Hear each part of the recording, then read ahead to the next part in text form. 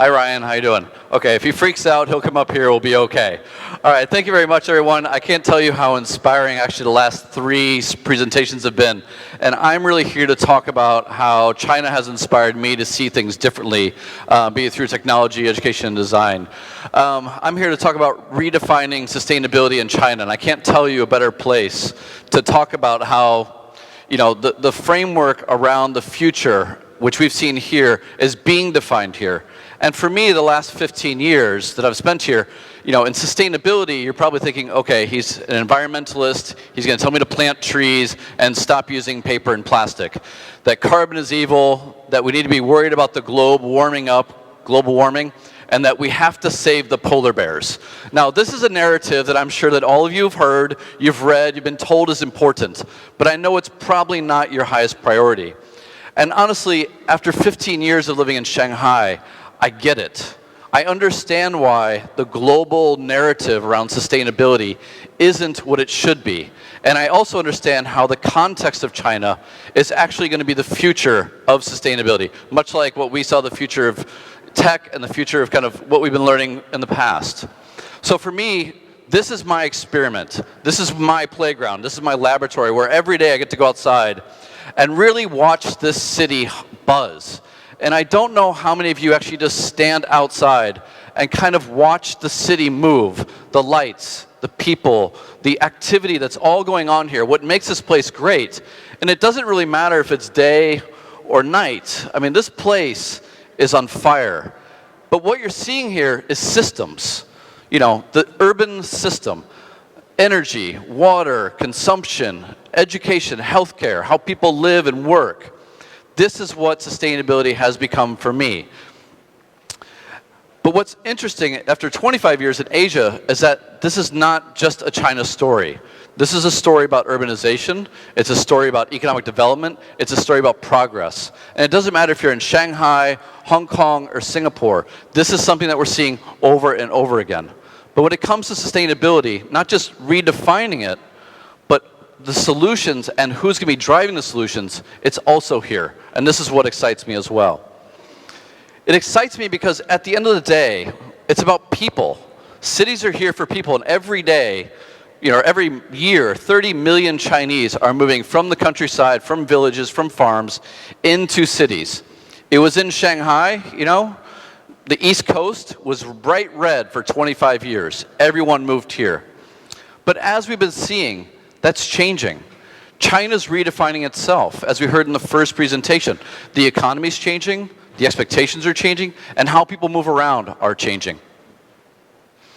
But the systems are the same, and the systems, this is where they need to be challenged to grow in a different way. And so when we talk about sustainability, I'm not here to talk about carbon, global warming, polar bears, and then the answer being electric cars and solar panels. We're talking about fixing the systems that are underneath all of our cities. The systems that deliver food, energy, what does the future of labor look like? These are all really big questions that the West has been talking about, but China's starting to really start to solve. And I'm going to go back to this picture. I mean, if I talk about carbon, most of you go, okay, maybe emotionally important. But if I say air pollution, it's a whole different thing. But it's really the same system that's failing. It's our energy systems. It's how we deliver power to our cities. It's our manufacturing and how we deliver an economy to our countries. It's how we consume. It's all in front of us. And this is why sustainability in China, from being an emotional polar bear to a tangible air pollution for our children, is really changing how the Chinese context around solutions and solution providers is happening. The thing that scares me about China sometimes is the scale and speed by which this country is growing and the size of the challenges that it faces. So I show you this picture of air pollution in Shanghai. For any of you from Beijing, you'll probably recognize this if, you know, Dakuzi was up here as well. But this is the China map. You know, this is 2014, the air pollution averages for 140 cities in China. Find the green dot. There's only one. Right? So the country, the way that it's developed, the challenge that it faces, the size, scale, and speed is at a rate we've never seen before. But the solutions are also right in front of us. Where we go forward from here is going to be really interesting, and it's going to be a place that China sits front and center at. Why I say that is, if you look at urbanization in China in the year 2000, 450 million people lived in Chinese cities. In India it was 288, and in Brazil is 141. By 2030, this country will double in urban population, and I'll talk about why that's important in a second. It's inspiring, and I'm not saying that we should stop this train, because the energy coming in, it's feeding off of this trend. Many of you working for consumer brands or B2B, it's because of this trend. Real estate is coming up because of this trend. The question isn't stopping the positive, it's mitigating the negative. But the question becomes in 2050, when my little guy here is about 35 years old, you're gonna have 1 billion people living in your cities. India's gonna have 875 million. In total, we'll have 7 billion people living in cities. So how will these systems grow? Where will they fail? And how will they have to adapt to allow us to be able to live the quality of life that we want? These are the big questions. And they're the questions that actually China is already asking and already starting to answer.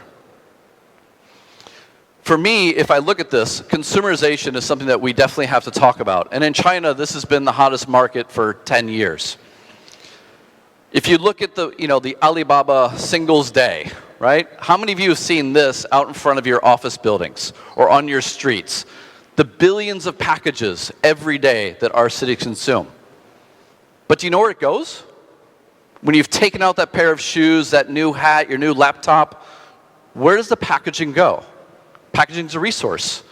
It's trees, it's water, it's biodiversity, it's places where animals and people, we've all come out of this space. But now we package it up. We use that box for maybe 15 minutes, or maybe from Changsha to here in transportation. Well, we've been studying this, and we love to study kind of where the things go. The last 6 months we've been looking at, when you take that box and you throw it out, your IE sells it, to the guy on the street, the peddler, where does it go? It goes to places like this, which aren't too far from Shanghai.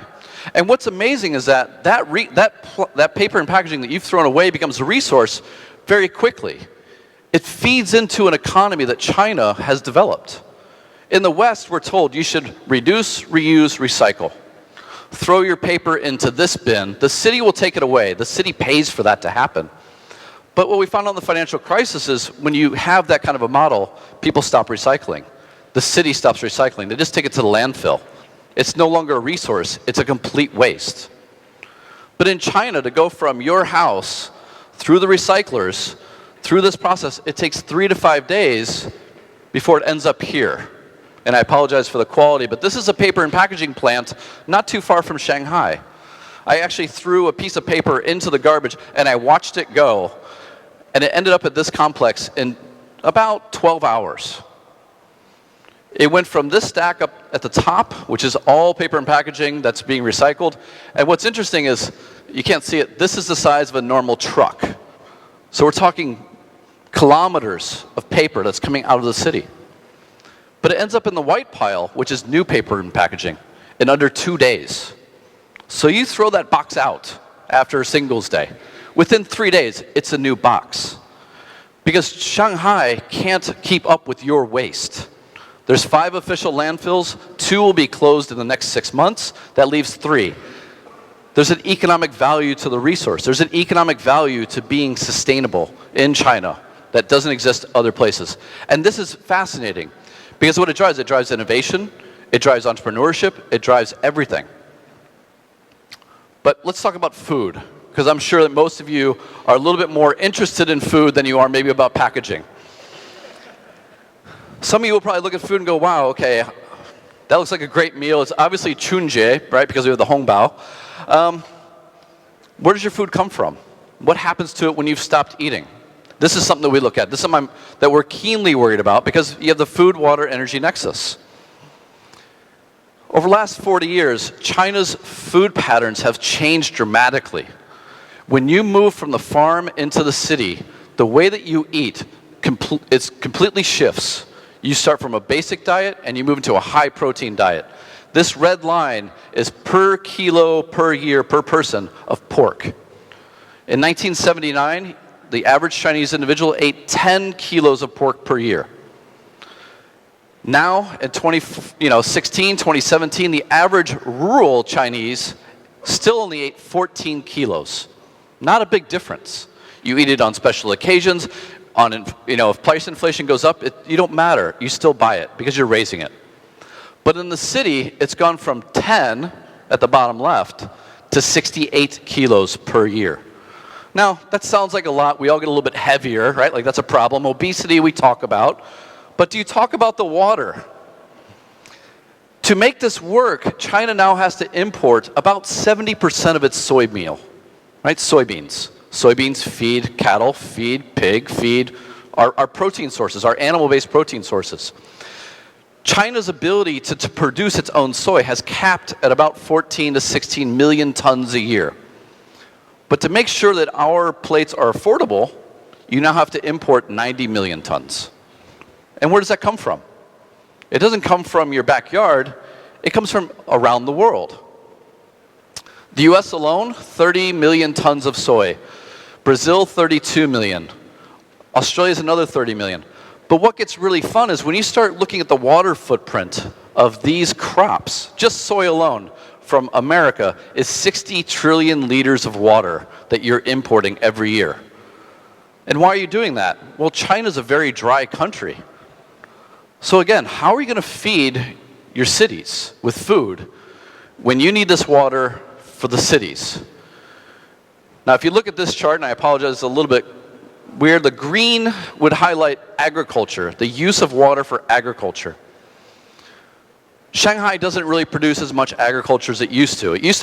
Shanghai used to be within about 100 kilometers, pretty self-sufficient. 85, 90% of its food would come from the surrounding territories. You wouldn't go past Taihu to feed the city. But the problem is, if you look at Shanghai and Chongqing, that blue, it grows.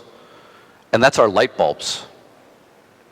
55% of our energy use, just in Shanghai alone, 55% of our water is used for the energy production process. That's not you brushing your teeth. That's not you watering your lawn. That's just turning on these light bulbs. Shanghai, Chongqing, Beijing, they compete against the agricultural areas for water. And what's happening as China's developing out, as Chengdu, Wuhan, Xi'an, as all these cities grow, the farm areas, they have to compete, or the price of water has to come up. This is a huge challenge, and you're already importing so much of your food. So let's talk about water a little bit more. Global fisheries, the main protein of the world comes out of our water. The stocks are collapsing. But what's fascinating is how quickly we're adapting technologically. We don't need the oceans as much anymore because we're getting half of our protein source out of farms. China has 70% of the world's fish farms. They're also the largest consumer of fish. But look at that chart. It looks just like your GDP. It looks like your consumer rates. It looks like everything that just follows in China. It's a hockey stick. It's inspiring. Now, I want you to believe that this is where your fish comes from in China. This is more like it. All right? This is your fish supply chain. This is in Fujian province near Xiamen. Oysters, mussels, different types of fish. Now, we all know about food safety. We all have questions about food safety in China, obviously. But this is where entrepreneurs in China have become so fascinating. He was up here totally happy about the brain and getting us into the cloud. I'm just trying to make sure that we're well fed and we don't lose water, right? Because that's even more important to get us to where we become a computer. This is on the 15th story of a high-rise building in Hong Kong. There's 10 tanks here, and this becomes the cleanest seafood in the world in 2 days. They can take it from here to here, and it's perfectly clean. They can also now raise seafood in these tanks. In 10 years of operation, they've only lost 1% of their water. Think about what you can do with that. Think about the water footprint of China and how difficult it's going to be to feed people, feed cities. You now have a perfectly secure water source for different types of food. And I just want you to go back to this chart for 1 minute. Because while we're talking about the challenges that China will face and the solutions that it will bring, in 2050, China's struggles are largely going to be capping off. The solutions will largely be hopefully in place. But this is where the opportunity for Chinese companies and Chinese innovators gets fascinating. Because this will not be the only country in the world, the only market in the world for these solutions. They will scale out to India, to Africa, to South America, to other parts of the world. And anyone who's been to Lagos, Kathmandu, Dhaka, any of these countries, any of these cities, the problems that are being faced there are more severe than here. So for me, sustainability has really been redefined in China. Not just because it's not about carbon and polar bears, it's about people. It's not about governments saving us and telling us what to do. It's about the entrepreneurial spirit being innovative. And actually, I have to say really quickly, after 8 years of teaching here, my students are now coming back to me with their business ideas. The best and the brightest of China are now starting to build businesses off this. They're not trying to be good people. They're not trying to be environmentalists. They see the balance between business, environment, and society. And that's where I think China, no matter the challenges that are faced, we should see them as opportunities. We should see them as challenges to be climbed. And that, I hope, inspires you, because I can tell you every day it inspires me. And if it doesn't, I just look at his face and wonder, where's it going to be in 35 years? And how can I make sure that he has food, water, healthcare, education that's all affordable, accessible, and ready for him? So thank you very much. I hope you enjoy the rest of the evening. I've certainly enjoyed it so far. So thank you.